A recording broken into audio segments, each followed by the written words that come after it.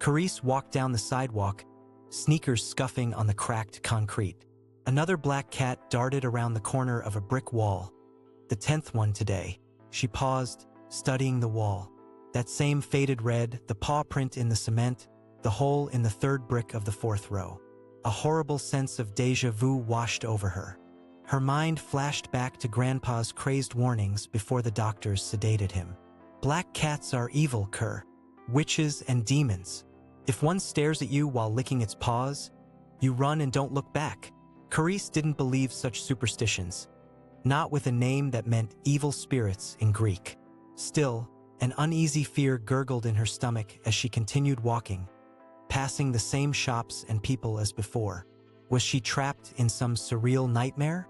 Rounding another corner, she froze. There, slipping behind an identical brick wall, another black cat. Keres dropped to her knees on the rough pavement, mind reeling. This couldn't be happening. She had to wake up. Glancing around, she realized backtracking was futile. Dozens of black cats disappeared around brick wall corners in every direction. The only other living things were figments in this bizarre time loop. Her only hope was confronting the felines. Keres gazed at her bloody, torn thumb and shut her eyes, recalling her parents' final fight. Her father's sad smile and mouthed apology before she found his 2-day-old corpse. The police said it was suicide. Her life had felt cursed with ill omens ever since. Grabbing a sharp rock, she stalked toward the latest cat, head swirling with vicious thoughts. It didn't deserve to live if she couldn't escape this hell. She'd make it pay for tormenting her. Keres lunged and smashed the rock into the tiny skull. It cracked as blood sprayed her sneakers and clothes. The limp body splashed sickeningly onto the cement, dead eyes peering like daggers.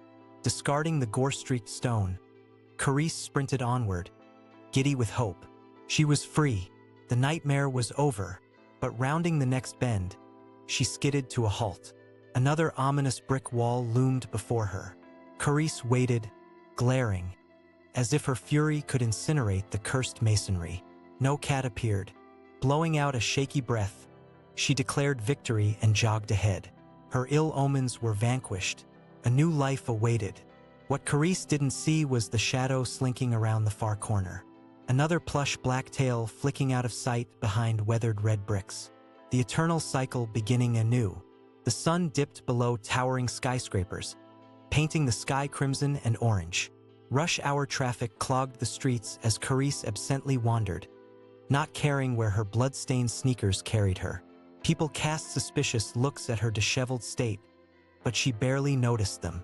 They weren't truly real anyway. Time and distance lost meaning as she roamed the cityscape, half convinced the entire world was an illusion.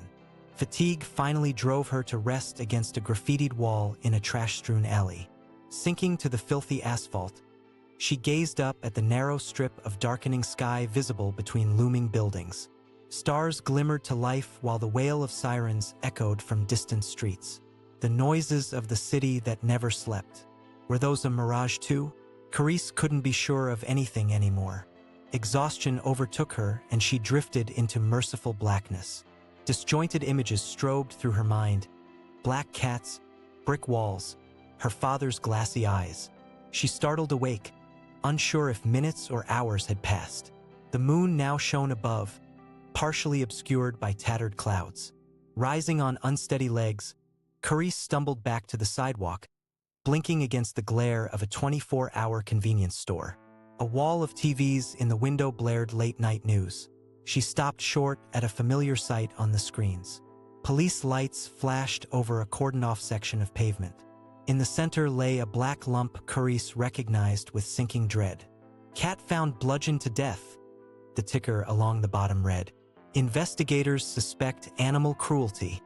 Whirling away, she rushed down the block, not caring where she was headed as long as it was far from that place. Could this really still be happening? Would there be no end to dead cats and maddening déjà vu? What if she was doomed to stalk these looping streets for eternity? Rounding a corner, Keres froze, her blood running cold. The crumbling brick wall ahead was horrifyingly familiar, right down to the paw print and missing chunk. She couldn't face seeing another cat, not after the ghastly news report. If one more crossed her path, heart hammering, she spun and bolted the opposite direction. Let the demon felines haunt someone else's fractured psyche. She'd had enough of being fate's punching bag. Keres ran until her lungs burned and her legs wobbled.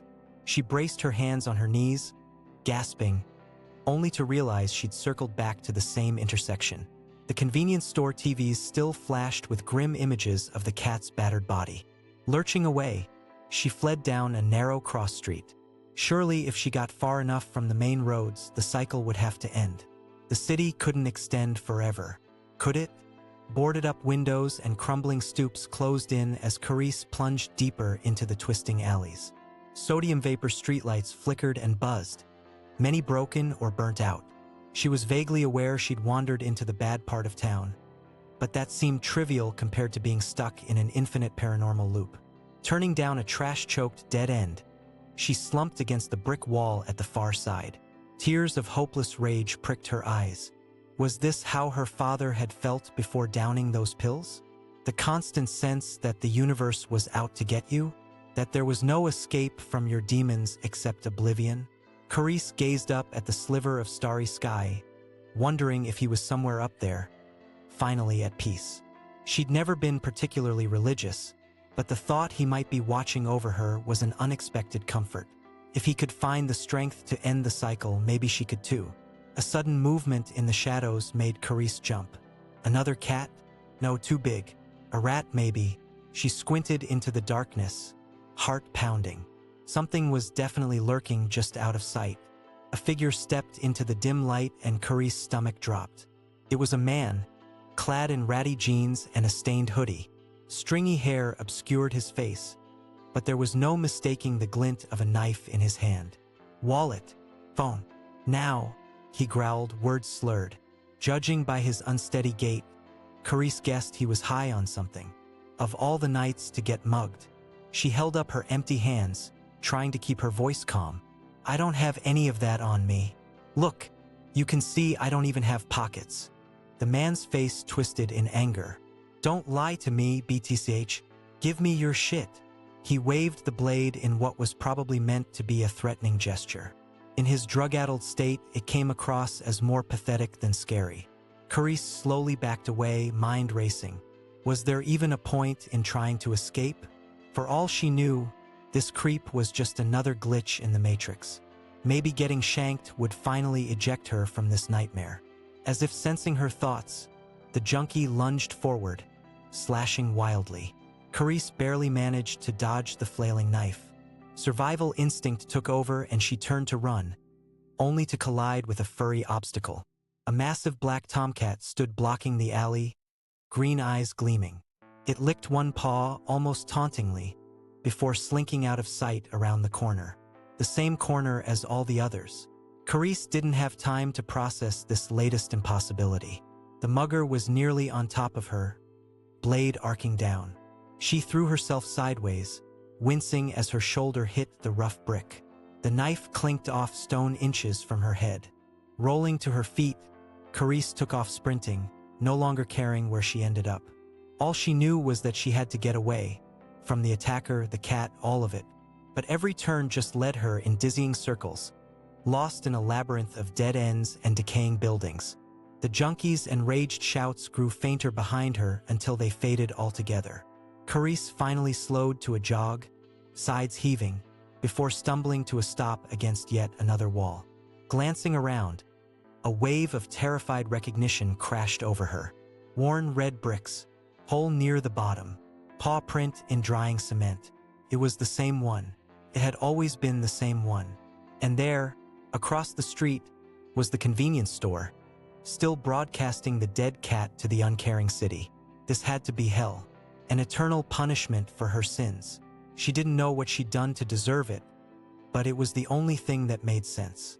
The universe was taunting her with the one thing she couldn't escape, herself. Tears streamed down Keres' face as she gazed up at the moon peeking through a shroud of wispy clouds. It seemed to be grinning down at her, delighting in her torment. She let out a scream of pure anguish. "What do you want from me?" she shouted into the empty streets. Why can't you just leave me alone? As if in reply, a dark shape detached from the shadows beneath a flickering street lamp. No. Not again. Keres was on her feet in an instant, poised to flee. She had to break out of this loop before it drove her completely insane. But the figure that stepped into the pale light wasn't a cat. Or the mugger. It was her father. Keres blinked hard, sure she was seeing things. He looked just as she remembered. Kind brown eyes, salt and pepper hair. A sad smile that didn't quite reach the corners of his mouth. For a moment, hope surged through her. Maybe this really was the afterlife. Maybe she'd already lost her mind and was now reunited with him in death. "Dad?" she whispered, voice cracking. The apparition shook its head, still smiling that melancholy smile. I'm sorry, sweetheart. "I'm not actually here, just a manifestation of your psyche." Keres' heart plummeted. Of course, another illusion designed to torment her. "What's happening to me?" she asked wretchedly. "Why am I trapped in this nightmare?" Her father's image regarded her with ancient, sorrowful eyes. "You're not trapped, Ker. You're stuck. There's a difference." Cryptic as always. Even as a ghost or hallucination or whatever, he still talked in riddles. "What's that supposed to mean?" "It means you've been running so long. You don't know how to stop." He spread his hands. "All these dead ends and recurring symbols, they're not literal. They're metaphors for the cycles you can't break free from. The patterns that keep looping in your mind." Keres stared at him, uncomprehending. "The cats? The alley? They're in my head. Everything is," the specter said gently. "This whole chase, it's just your psyche externalizing your inner demons. You're not ready to face them, so you keep fleeing down the same mental paths. But you'll never escape that way." A chill went through her. Was it possible? Had she somehow manifested her darkest fears and traumas into this unending gauntlet? "So I'm crazy, is what you're saying." Her father looked at her with boundless compassion. "You're hurting, haunted. You haven't properly grieved or processed your pain. It's festering inside you, driving you in circles." Keres shook her head in furious denial. "I'm fine. I'm handling it." "Are you? Is this what handling it looks like?" He gestured at her blood-stained clothes, her haggard face. "Repressing your issues won't make them go away. Trust me, I know. That's why He trailed off, but they both knew what he meant. Why he'd ended up on that bathroom floor. The wounds we leave unacknowledged don't heal. They rot us from within. Keres felt something knotting deep in her chest. The tightness that had been there so long. She'd forgotten what it was like to breathe free of it. She met her father's gaze, eyes shining. "What do I do?" she asked in a small, broken voice. "How do I break the cycle?" He smiled, brighter this time. "Realer, you have to stop running. Turn and face your demons head on. Easier said than done, I know. But it's the only way out of the labyrinth. Well, the only way that doesn't involve a handful of pills and a porcelain floor." A strangled laugh burbled out of Keres. Gallows humor ran in the family. "I don't know if I'm strong enough," she admitted. "You are," he assured her. "You always have been. It's part of why I'm sorry for leaving you to deal with it alone. But I know you'll succeed where I failed. You can end this cycle for good." He was starting to fade, his edges going wispy and translucent. Keres blinked back tears, wanting to engrave every detail of him in her memory. "I love you, Dad," she choked out. "I miss you so damn much. I miss you too, sweetheart. More than you could ever know." His voice was an ethereal whisper now, barely audible over the distant roar of traffic. "But I'll always be with you, even when you can't see me." Then he was gone, dispersed on an errant breeze. Keres immediately felt his absence like a gut punch, a black hole opening inside her. But she also felt a clarity, a sense of purpose that had long eluded her. She whirled around, half expecting to see the crumbling brick wall. Instead, the alley extended straight and featureless into the dimness. No corner, no paw print. Nole. Just a blank slate waiting for her to fill it. Keres took a deep, shuddering breath and released it slowly. This was it. Point of no return. She could either slink back into her mental maze or stride toward the terrifying unknown. She thought about her father, both the smiling apparition and the purple-lipped corpse, about the black cat and the drunk, about bloody sneakers and shattered glass. All her traumas and triumphs, losses and loves, the messy, jagged jigsaw of her life. And she realized it was time to stop shoving the pieces under the rug, to pick them up one by one, to examine and accept them, even the sharp ones that cut her hands. They were all part of her story. Running from them would never change that. There would be more cats and more brick walls, but there would also be open roads and blue skies. She just had to be brave enough to walk toward them. Keres squared her shoulders and faced the darkness head-on. Then she took a step,